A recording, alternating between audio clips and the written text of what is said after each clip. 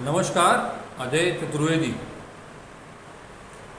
देश में लोकसभा चुनाव का माहौल पूरी तरह से गर्मा चुका है, लेकिन ये पिछले 10 सालों में जिस तरह से इस देश में ऐतिहासिक कार्य हुए हैं, ठीक उसी अंदाज में ये चुनाव भी कुछ कम ऐतिहासिक नहीं है।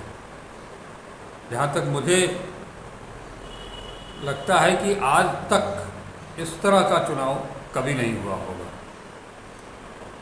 इस चुनाव की प्रक्रिया एक तरफ शुरू है, नामांकन पत्रों के भरे जाने की प्रक्रिया भी शुरू हो चुकी है पहले चरण के लिए। वहीं दिल्ली की सत्ता अपने पूरे दमखम के साथ विपक्ष को नेस्त नाबूद करने पर तुली हुई है।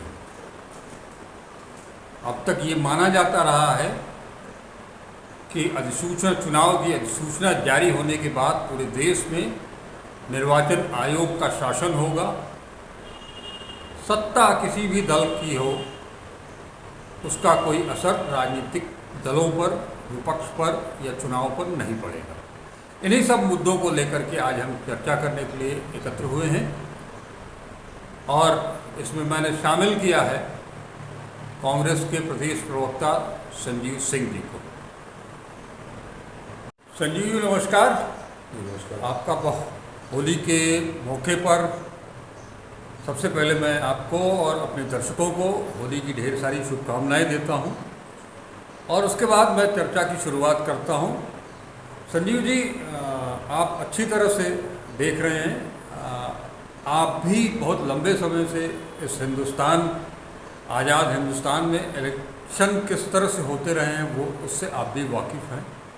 आज की तारीख में एक तरफ इलेक्टोरल बॉन्ड की सारी जानकारी सुप्रीम कोर्ट के मार्फत चुनाव आयोग को मिली बड़ी कश्मकश के बाद, लेकिन उसके साथ साथ दिल्ली की सत्ता ने जो आरोप लगे हैं उसके मुताबिक कांग्रेस के खाते सीज कर दिए। उससे भी बात नहीं बनी तो उन्होंने दिल्ली के मुख्यमंत्री और आम आदमी पार्टी के राष्ट्रीय संयोजक अरविंद केजरीवाल को गिरफ्तार कर लिया। उनके पार्टी दफ्तर को सील करने का भी आरोप लगा है, घरों को भी सील करने का आरोप लगा है। लोगों को घरों की ओर जाने से रोका गया, कल ऐसा कुछ देखने को भी मिला। इस बीच में उनकी पत्नी ने भी एक संदेश भेजा है। इन सब मुद्दों को हम सबसे पहले शुरुआत करेंगे। कांग्रेस का जो खाता सीज किया गया है, जिसके लिए राहुल जी, सोनिया जी और खड़गे जी भी मीडिया के सामने आए, उन्होंने प्रेस कॉन्फ्रेंस की। क्या इस तरह से कभी आपको लगा है क्या? एक चीज़, दूसरी चीज़ इसी सवाल से जुड़ा हुआ है कि जब खाते आपके सीज हैं तो आप चुनाव कैसे लड़ेंगे? देखिए, सबसे पहले तो आज होली के शुभ अवसर पे आपके सभी दर्शकों को होली की ढेर सारी शुभकामनाएं। होली प्रेम और सौहार्द और प्रेम और जो आपसी स्नेह का प्रतीक है। हम समस्त दर्शकों से कहेंगे कि इस त्यौहार को प्रेम और मोहब्बत से मनाया जाए। साथ ही साथ रमज़ान का भी महीना चल रहा है, उनको भी रमज़ान महीने की भी मुबारकबाद देता हूँ। आज लोकतंत्र ये कहना गलत नहीं होगा कि खाता कांग्रेस पार्टी का सीज हुआ है, लेकिन जो आपने पूरे सवाल हमसे किए, मुझे लगता है कि एक लाइन में उसका जवाब है कि आज हिंदुस्तान का लोकतंत्र सीज होने जा रहा है। और जिनको लगता है कि हमें बोलने से कोई फर्क नहीं पड़ेगा, अगर वो लोग, वो गैर राजनीतिक लोग हों या राजनीतिक लोग हों, अगर वो आज भी नहीं खड़े होंगे तो मुझे नहीं लगता कि जिस तरह से दमनकारी, तानाशाही और फासिस्ट ताकत जो सत्ता पे है, अगले समय उन्हें भी कोई बचाने वाला या उनके प्रति बोलने वाला भी रह जाएगा।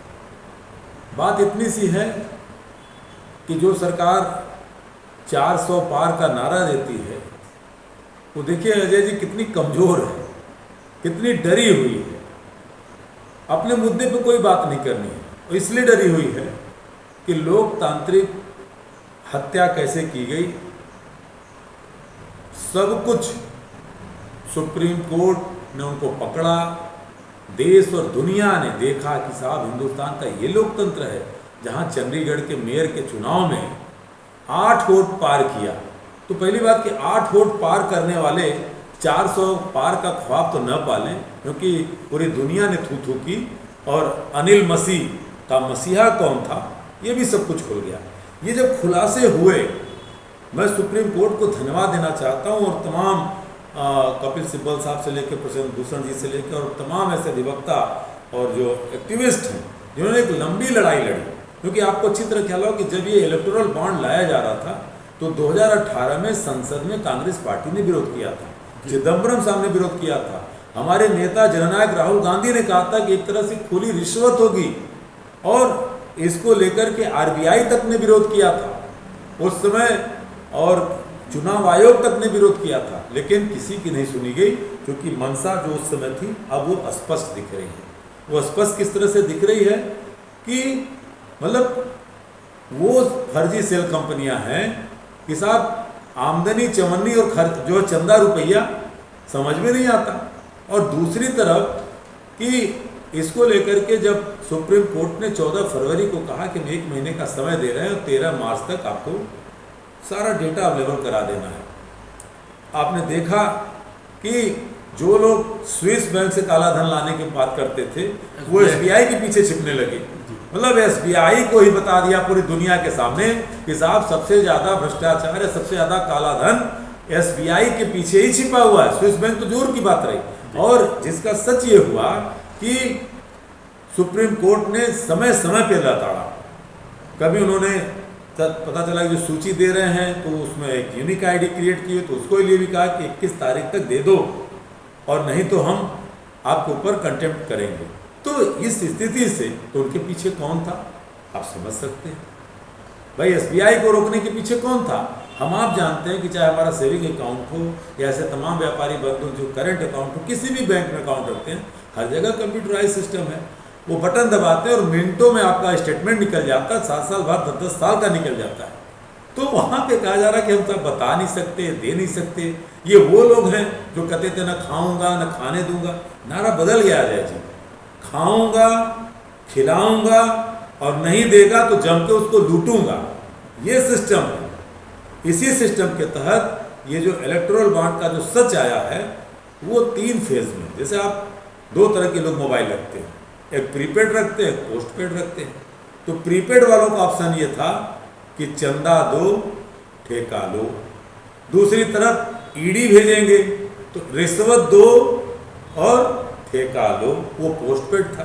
तो ये इस तरह से था और इसको लेकर के आपने देखा कि तमाम ऐसी कंपनी, सवाल ये बनता है कि जो लोग भ्रष्टाचार की बात कर रहे थे, जिन कंपनियों को ईडी ने सीज किया, जो एक लॉटरी किंग है जो सिक्किम सरकार को चूना लगा के 1000 करोड़ का चला और जिसके पीछे ईडी पड़ करके लगभग 500 करोड़ की उसकी संपत्ति जब्त की, वो व्यक्ति भारतीय जनता पार्टी को चंदा दे रहा है। हम कह रहे हैं कि हमारे ऊपर सवाल उठता है या तमाम विपक्षी दलों के ऊपर कि साहब आप चंदा क्यों ले रहे हैं। भाई हम कैसे मना कर देंगे, सिस्टम तो आपने बनाया और सिस्टम आपने इतना अगर पारदर्शी न बनाया होता, गलत न बनाया होता तो सुप्रीम कोर्ट तो कांग्रेस आई नहीं है। कहा कि this is unconstitutional electoral bond and this is the totally लूट ऑफ आवर डेमोक्रेसी। ये है कि आप कंपनी लॉ का वॉलेशन कर रहे हो, आप जो है हमारे सूचना के अधिकार के तहत उसका वायलेशन कर रहे हैं।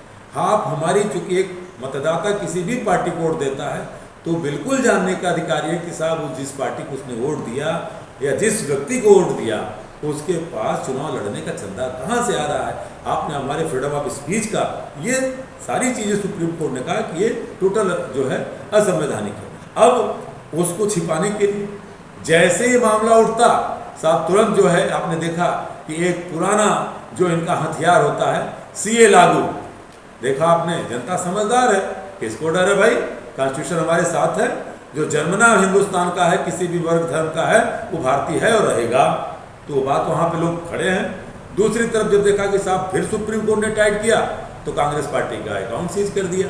अब हमारा अकाउंट, अभी आपने देखा कि हमने 138 साल कांग्रेस पार्टी का, जब अभी 28 दिसंबर को हमारी जयंती मनाई गई कांग्रेस पार्टी की, तो हमारे राष्ट्रीय अध्यक्ष माननीय मल्लिकार्जुन खड़गे साहब ने, राहुल गांधी जी ने, श्रीमती सोनिया गांधी जी ने, प्रियंका गांधी जी ने, उत्तर प्रदेश के अध्यक्ष अजय राज ने, सारे लोग जितने वरिष्ठ नेता थे सब ने कहा साहब कि आप पब्लिक से, हमने कहा पब्लिक डोनेट की साहब 138वें साल पे कांग्रेस पे आप 138 रुपया दीजिए, गुड़े 10 कर दीजिए, आप 1380 रुपया दीजिए, ऐसे करके आप करते जाइए। और इस तरह से हम तो पब्लिक डोनेशन ले रहे थे, अगर डोनेशन क्या कहा जाए पब्लिक डोनेट मांग रहे थे। और जिसका सच ये था कि हमारे पास जो करोड़ों रुपया साफ रास्ते से आया, क्योंकि कांग्रेस पार्टी के समय जो लोग कहते हैं साहब उस समय चंदे की जानकारी नहीं होती थी, आपको बताना चाहूँगा कि होती थी। उस समय चंदे की जानकारी चुनाव आयोग को देनी होती थी। उस समय चंदे के तहत होता था कि साहब अपने आप मुनाफे की अगर कोई कंपनी है तो अपने मुनाफे का 7.5 गुना से ज़्यादा नहीं दे सकता जी। ये सारी चीज़ें नियम थी। इलेक्टोरल बॉन्ड में क्या हुआ कि साहब देश का ही नहीं कोई आतंकी संगठन भी, हमने तो पाकिस्तानी संस्था का भी नाम सुना, माफ कीजिए उसको आतंकी संगठन नहीं कह रहा हूँ, चाइना की ऐसी जो है सेल कंपनियों का नाम सुना कि वो केवल बैंक को दे रहे हैं और जानकारी केवल बैंक रखेगा, आप बता नहीं सकते। तो कहाँ कांग्रेस का जो पूर्ववर्ती सरकार का जो सिस्टम था, जो सीधे ट्रांसपेरेंसी थी, जिसको आप सूचना के अधिकार के तहत मांग सकते थे, जिसको आप चुनाव आयोग से मांग सकते थे और जिसकी जानकारी हम पूरी देते थे कि साहब इतना, और आप 6,000 करोड़ से ज़्यादा चंदा, 17,000 करोड़ रुपए का चंदा, वो भी 1 साल पूर्व का नहीं बताया गया, जब से इलेक्टोरल बॉन्ड लागू किया गया उसकी जानकारी अभी नहीं है। हाँ। तो कहने का मतलब ये है कि सीधे सीधे और जिस तरह से ये चंदे का धंधा किया गया, चंदे के नाम पे एक्सटॉर्शन किया गया, बताइए आप, जैसे एक हम लोग तो सुनते थे कि एक शहर में कोई बड़ा माफिया होता था, उसके छोटे गुर्गे होते थे और उस शहर में संभ्रांत जो भी व्यापारी था, उद्योगपति था, संभ्रांत शहरी था, उसके पास वो भेजता था, वो कहता था कि इतना दे दो और नहीं दोगे तो तुम्हारे खिलाफ ये कर देंगे। तो साहब कहता था कि नहीं कर पाएंगे तो गुंडे उसको उठा लाते थे, उसको कैद में रखते थे। आज वही काम ईडी, सीबीआई, आईटी का हो गया कि ऐसे तमाम, मैं नाम लेना चाहूँगा तो बहुत समय कम है, ऐसे तमाम लिस्ट आपके पास सामने है कि जिन कंपनियों को भारतीय जनता पार्टी की, आज कहना गलत नहीं होगा कि वो जो हमारी संवैधानिक संस्थाएं हैं वो भारतीय जनता पार्टी के अनुषांगिक अंग बन करके ईडी, सीबीआई, आईटी ने जाकर के पहले तो एक्सटॉर्शन किया, उसके बाद चंदे के रूप में मांगा, अगर नहीं मिला तो पता चला उसके मालिकान को जेल भेज दिया। और ऐसे 34 कंपनियां, 22 और 23 की घटनाएं हैं, 34 कंपनियां जिनसे 337 करोड़ लिया गया जय जी, और उन 337 करोड़ रुपए में 2 डिस्टिलरी की कंपनियां हैं, उन्होंने पहले नहीं दिया तो उनको जेल जाना पड़ा।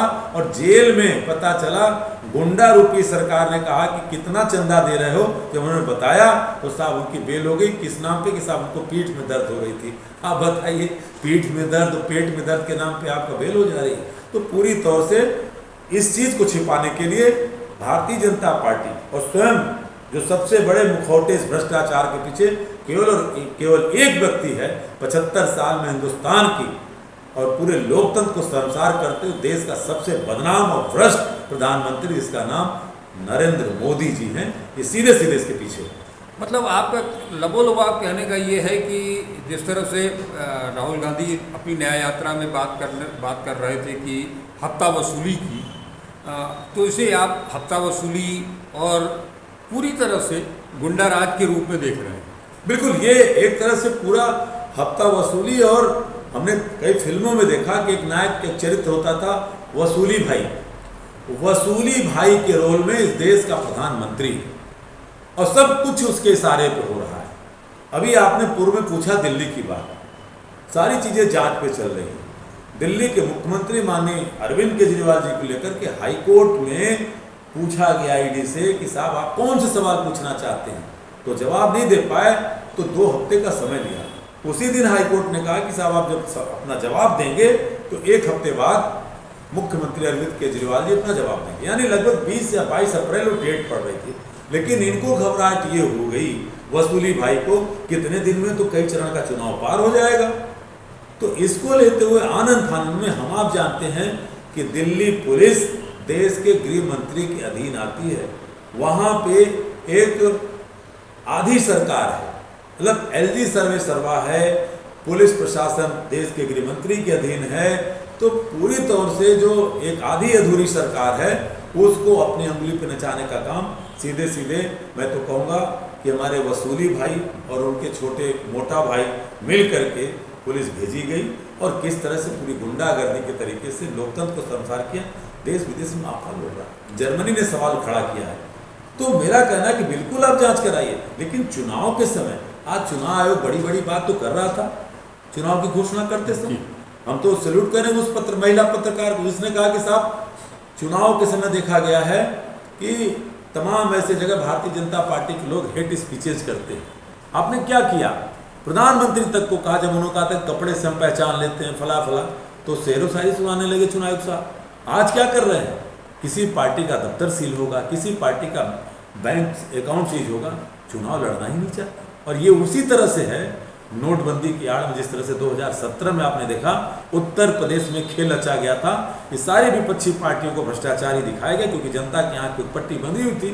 और जिस प्रधानमंत्री ने कहा कि 50 दिन बाद भाइयों बहनों समय दे दीजिए आपके चौराहे पे, नहीं तो आप जिंदा ये कर दीजिए, अरे क्या बात करता है हमारा प्रधानमंत्री। इस तरह की छोटी बातें करता है। और हमने देखा कि नोटबंदी के आड़ में सारा कालाधन सफेद भारतीय जनता पार्टी ने किया और स्वयं एक साथ है गुजरात के 13,000 करोड़ रुपया उस व्यक्ति का कालाधन पकड़ा गया था। कहाँ गया आज तक तारीख में नहीं मालूम। ऐसे तमाम लोगों ने जो भारतीय जनता पार्टी को नोटबंदी के आड़ में पैसे दिए उनको धंधे मिले। और आप देख लीजिए कांग्रेस पार्टी 138वां साल मना रही है। हमारे पास उत्तर प्रदेश तो छोड़ दीजिए साहब, पूरे देश में हर जिले में हमारे पास कार्यालय नहीं है, लेकिन आज भारतीय जनता पार्टी उस नोटबंदी की आड़ में 650 से ज़्यादा जिलों में उनके 3 स्टार 5 स्टार नुमा उनके कार्यालय, आपके यहीं रोहनिया में कार्यालय, उसको देख लीजिए और थोड़ा हमारे कार्यालय को देख लीजिए, तो आपको स्पष्ट हो जाएगा कि 75 सालों में देश को आज़ादी से लेकर के अब तक विकास के रास्ते पे लाने का किस पार्टी ने काम किया। और 7-8 सालों में या फिर से 10 सालों में किसने देश को बर्बाद करके और अपने बनाने का काम किया जनता के सामने। जैसे अभी आपने दिल्ली की घटना का जिक्र किया, आम आदमी पार्टी और कांग्रेस का भी ये आरोप है कि जो जिस आबकारी नीति को लेकर की ये कार्रवाई की गई है, उनके जो उस पूरे घटनाक्रम में जो मुख्य आरोपी रहे उनको जेल में भेजा गया और उसके बाद फिर उनको जमानत भी दे दी गई, वो छूट करके बाहर भी आ गए, लेकिन बिना किसी कुछ पूछे जांच पड़ताल किए। जैसा अभी आपने कहा कि सुप्रीम कोर्ट ने, हाई कोर्ट ने उनको ईडी को और इनको वो समय भी दिया था, उसके बावजूद पूरा ईडी इनके घर पर पहुंचती है, छानबीन करती है, उनको उठा करके ले जा करके जेल में बंद कर देती है। इसका कोई स्पष्ट कारण भी नहीं बताया जा रहा, सीधे सीधे केवल एक लाइन का है कि उसमें ये मुख्य आरोपी हो गए हैं आबकारी नीति में। इसको यहाँ भी तो जो आरोपी है उसने बड़ा सा चंदा भी दिया इनको, इलेक्टोरल बॉन्ड यहाँ भी आता है। कुल मिला करके हर तरह से कोशिश इनकी यही है कि हम आप विपक्ष को चुनाव नहीं लड़ने देंगे। इससे कैसे लड़ेंगे आप? एग्जैक्टली बात वही है। बात देखिए, आप एक चीज़ और मिस कर रहे हैं। मैं कह रहा हूँ कि दिल्ली जो वो पूर्ण राज्य का दर्जा उसको नहीं, वो केंद्र शासित राज्य है और केंद्र शासित राज्य वहाँ पे लेफ्टिनेंट गवर्नर के अधीन है। आप याद करिए अजय जी कि जब ये शराब नीति बदली गई तो उस समय दिल्ली का लेफ्टिनेंट गवर्नर कौन था? क्योंकि कई ऐसे फैसले होते रहे जहां एलजी के बगैर सिग्नेचर के वैसे बिल पास नहीं हुए। और एलजी कौन रखता है, कौन प्रमोट करता है? केंद्र सरकार करती है। मैं बिल्कुल कहता हूं कि ये जब सारे लोग आरोपी बनाए जा रहे हैं तो उस एलजी को क्यों छोड़ा जा रहा है जिसके द्वारा ये नई शराब नीति लाई गई। और वो नीति लाने के बाद वो एलजी महोदय हट गए। कांग्रेस पार्टी ने विरोध शुरू किया था, ये भी आपको बता दो, वो हट गए, मामला रफा दफा करने की कोशिश की। दूसरी तरफ जिस बड़ी फार्मा कंपनी के मालिक को पकड़ा जाता है, निश्चित है कि बगैर हर राज्य में देखिए, अगर उद्योगपति आज हमारी सरकार उत्तर प्रदेश की कहती है ना कि साहब 3 ट्रिलियन इकॉनमी हम अपनी बना के दिखाएंगे, इतने का हमारे यहाँ इन्वेस्टमेंट हो रहा है, तो इन्वेस्टमेंट कौन करने आता है? क्या सड़क चलता हुआ भीख मांगता हुआ भिखारी करने आता है? बड़ा बड़ा उद्योगपति आता है। हर सरकारें चाहती है कि हमारा इन्वेस्टमेंट हो, तो वो बड़ी फार्मा कंपनी का मालिक अपने यहाँ वो दिल्ली में इन्वेस्टमेंट करना चाहता था। उस फार्मा कंपनी के मालिक ने जो कुछ शराब नीति के तहत सब कुछ किया, जब पहली बार रेड डाली गई, आपको ख्याल होगा, और उसके बाद दूसरे दिन उस व्यक्ति को गिरफ्तार कर लिया गया, तो कहा गया कि साहब दिल्ली पुलिस और केंद्र सरकार हमारे साथ जबरदस्ती कर रही है, हमारे साथ जबरदस्ती अपने मन का बयान लिखवाना चाहती है, हमारे लोगों को परेशान कर रही है। और उसके बाद आपने धीरे धीरे देखा कि एक समय ऐसा आया कि उस फार्मा कंपनी के मालिक को ये तक कहना पड़ा कि हाँ, हम केजरीवाल को हमने चंदा या कह दीजिए इतना 200 करोड़ रुपया दिया था। जो व्यक्ति ईडी ने पहली बार जब उसके यहाँ वो किया तो कहा हमने कोई पैसा नहीं दिया था। और आपने देखा कि जैसे जैसे वो व्यक्ति सरकारी गवाह बना, फिर इलेक्टोरल बॉन्ड का सच है जो स्मृति ईरानी जी देश की आंखों में झूठ बोल रही हैं, थोड़ा सा फिर से देख लेंगी कि उस फर्म का नाम भी आता है जो भारतीय जनता पार्टी को चंदा देता है। तो दूसरा सवाल ये होता है कि अगर उसका चंदा इन्होंने लिया तो एक ईडी के तहत भ्रष्टाचार करने वाली कंपनी अगर भारतीय जनता पार्टी को भी चंदा दे रही है तो जेपी नड्डा सलाखों के पीछे क्यों नहीं जा रहे हैं? जेपी नड्डा पे मुकदमा क्यों नहीं हो रहा है? बात तो एक ही है ना। अगर एक आतंकवादी, एक भ्रष्ट उद्योगपति अगर आपको चंदा देता है साहब, तो आप गलत हो जाते हो, और मुझे चंदा देता तो मैं सही कैसे हो जा रहा हूं? इस सवाल का निस्तारण कौन करेगा? तो इसलिए भारतीय जनता पार्टी की सरकार आने वाले 24 में नहीं बनने वाली है, क्योंकि ये सच धीरे धीरे चुनाव में, भाई हम वोट मांगने जाएंगे तो ये अपना मुद्दा मांगे ना, क्योंकि इनके पास ये राम मंदिर के नाम पे करेंगे। जो लोग सनातन धर्म की बात करते हैं, उस सनातन व्यवस्था का मजाक कैसे उड़ाया, उसके जीते जागते सबूत हमारे सनातनी व्यवस्था के शंकराचार्य। चंदा खाना और उसको छोड़ दीजिए, दूसरी तरफ जो लोग कहते थे गाय हमारी माता है, वो बीफ कंपनी इलेक्टोरल बॉन्ड में हजारों करोड़ रुपया लिया, गाय को माँ कहते हो, वहां भी नहीं माँ को छोड़ते। दूसरी तरफ एक शख्स ने कहा ना मुझे किसी ने बुलाया था, ना मैं आया था, मुझे माँ गंगा ने बुलाया। 13,000 करोड़ रुपए नमामि गंगा के नाम पे माँ गंगा से खाया, जिसको हाईकोर्ट ने कहा कि वहां पे जो पानी का प्रदूषण है, गंगा जल प्रदूषित है, नाले गिर रहे हैं, अविरलता नहीं है। वो कौन सी कंपनी है जो वहां पे वाटर क्लीनिंग का काम करती है? तो पता चला साहब वो अडानी की कंपनी है। तो पूछा कि साहब ऐसा वो क्यों लगाया गया है? तो हाईकोर्ट में सरकार के लोगों ने कहा कि आवश्यकता से अधिक प्रदूषित जल आ जाएगा तो साहब वो उसको साफ नहीं कर पाएगी, जो यहाँ पे जो है गंगा को साफ करने। तो जिसको भी माँ ये कहते हैं, जब माँ को ही लूट रहे हो, गंगा को माँ कहा वहाँ लूटा, गाय को माँ कहा बीफ कंपनी से चंदा लेते हो। और ज़्यादा दूर नहीं, अभी उठा के अखबार देख लीजिए, एक करीब 4 दिन पहले का है, गोवा में कहा था, मोहन पर्रिकर साहब तो स्वर्गीय हो गए, उन्होंने कहा था कि बीफ की कमी नहीं होगी, लेकिन इस सरकार ने कहा कि बीफ नहीं बिकने देंगे, और अभी बीफ की कमी हो गई तो कर्नाटका से बीफ मंगा रहे हैं।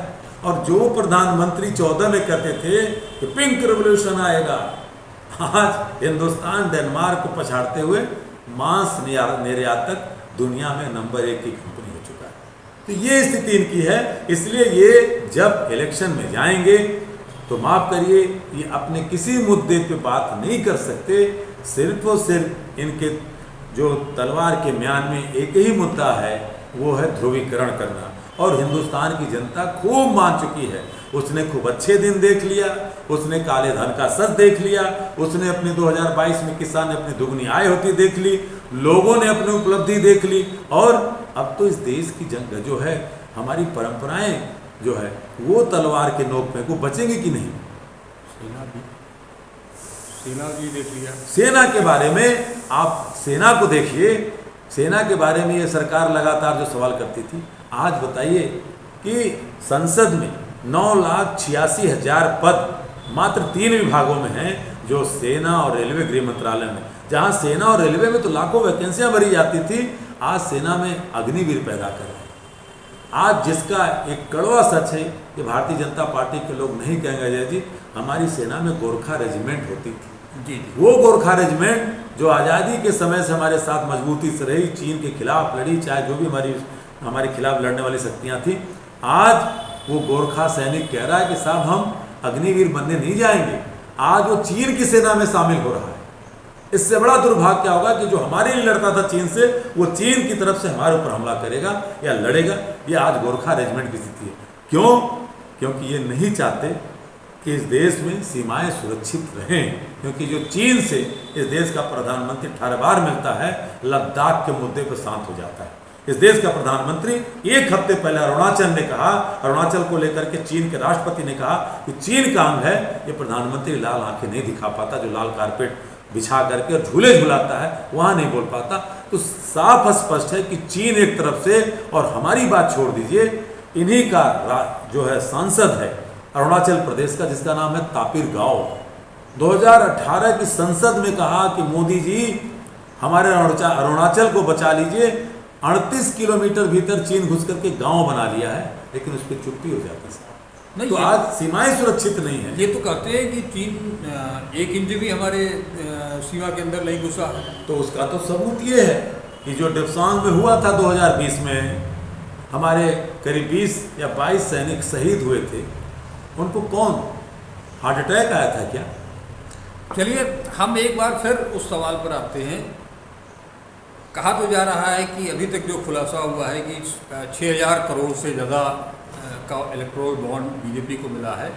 कुछ लोग ये भी कह रहे हैं कि उसकी वो 12,000 करोड़ तक का है। ऐसी स्थिति में अगर 12,000 करोड़ है, 12,000 करोड़ -0 पर कैसे चुनाव होगा? देखिए, चुनाव हिंदुस्तान की जनता का सबसे बड़ा पर्व है, और आपके चैनल के माध्यम से कहना चाहूँगा, दुनिया का इतिहास रहा है फासिस्ट और तानाशाही शक्ति के खिलाफ कोई दल और कोई नेता नहीं लड़ पाया है, जनता को खड़ा होना पड़ा है। और आज की स्थिति में नहीं चाहते कि कोई दल हमारे सामने चुनाव लड़े, क्योंकि जो संवैधानिक संस्थाएं हैं वो किस तरह से पंगु हो चुकी हैं कि चुनाव आयोग मिलने का समय नहीं दे रहा है इतनी विषम परिस्थितियों में।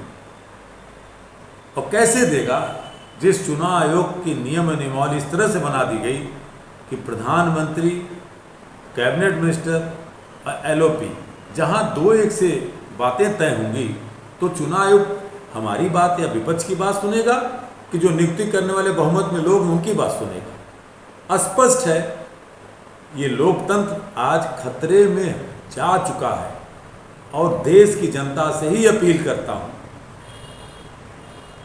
कि आपकी आज़ादी के लिए जो कांग्रेस पार्टी के लोगों ने और तमाम देश के ऐसे लोगों ने, आपके पूर्वजों ने अपनी जान की बाजी लगा करके शहादत को प्राप्त किया, फांसी के फंदे पे झूम गए, वो आज़ादी आपसे छीनने वाली है। और इसके लिए आप खड़े होइए, और जनता अगर नहीं खड़ी होगी तो मुझे कहने में कतई गुरेज नहीं है कि चुनाव तो होंगे, साउथ कोरिया की तरह होंगे, रशिया की तरह होंगे, लेकिन मेरे भाइयों लोकतंत्र नहीं होगा, एक तानाशाह होगा। और दुनिया के नक्शे में दिखाया जाएगा कि साहब भारत में भी चुनाव होते हैं, आपकी आवाज़, आपकी स्वतंत्रता किसी भी प्रकार की वो रह नहीं जाएगी। इसलिए जनता को खड़ा होना होगा, और जनता ही ऐसी सत्ता को जड़ से उखाड़ फेंकने का मादा रखती है और कर चुकी है।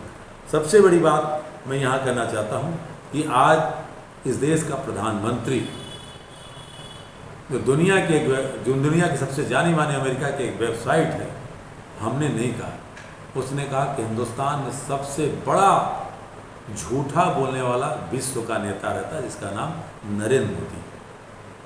तो अगर उस झूठ के जाल से इस हिंदुस्तान के लोकतंत्र और संविधान को आप बचाना चाहते हो, भाईचारे को बचाना चाहते हो, अपने अधिकार को बचाना चाहते हो, तो इस चुनाव में आपको आगे आना होगा। और जहां भी इंडिया गठबंधन के लोग हैं वो इस देश के लोकतंत्र और संविधान को बचाने के लिए उनका साथ दीजिए, वरना माफ़ कीजिए, दल तो हार जाएंगे, नेता हार जाएंगे, लेकिन आप जन्म जन्म को हार जाओगे। आपने सारी स्थितियों को क्लियर कर दिया है, और एक तरह से पूरी बातचीत का लबोलिबाव अगर कहीं से कुछ निकलता है तो मुझे ऐसा लगता है कि इस बार का चुनाव दिल्ली की सत्ता यानी कि बीजेपी वर्सेस देश की जनता के बीच में होने जा रहा है, कोई पार्टी के बीच। इस बार जो चुनाव है स्पष्ट रूप से कहूँ कि भारतीय जनता पार्टी बनाम भारत की जनता है। धन्यवाद, बहुत बहुत शुक्रिया आपका। इस त्यौहार के मौके पर, होली के मौके पर आपने हमारे दर्शकों के लिए समय निकाला, इसके लिए बहुत बहुत आभारी हूँ मैं। दर्शकों, आप लोगों ने सुना किस तरह से संजीव भाई ने अपनी बात रखी। ये लोकतंत्र की रक्षा करना है, अपनी अभिव्यक्ति की आज़ादी को अगर बचा करके रखना है, तो वो जैसा संजीव जी ने कहा कि इस बार का इलेक्शन भारतीय जनता पार्टी बनाम भारतीय जनता के बीच में है। अब ये जनता के ऊपर निर्भर करता है कि उनको इन दोनों में से क्या चुनना है। नमस्कार, अजय चतुर्वेदी।